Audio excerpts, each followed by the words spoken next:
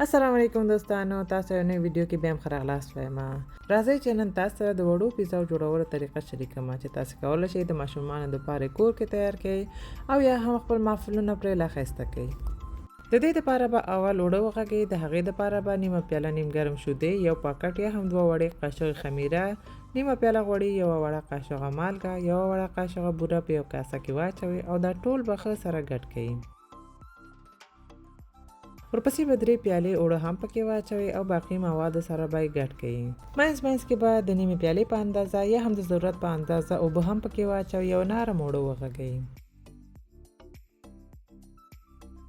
اوړه مو چې وغږل بیا به یو ټوټه پرې واچوئ او یو ګرم ځای کې به یې نیم ساعت نه تر 45 دقیقو پورې یا هم تر هغه کېږدئ چې اوړه مو ورسیږي.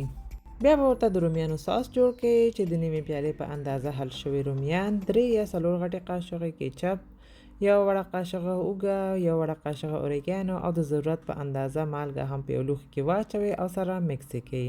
دا بیا به یو څنګ ته کېږدئ.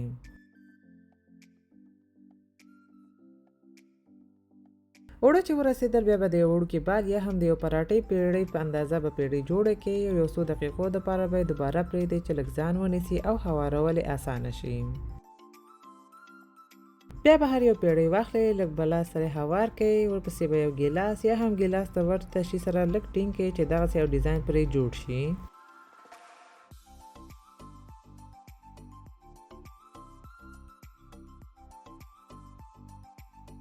بیا به یو پنجې سره سوري پکې جوړ کړئ تر څو بیخي ډېر پړسېدلی هم رانشي.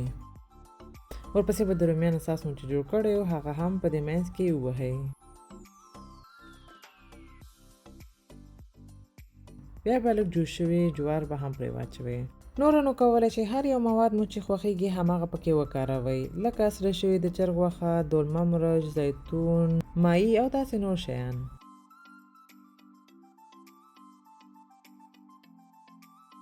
په آخر کې به د خپلې خوښې په اندازه د پیزا پنیر لکه موزریلا پرې واچوئ.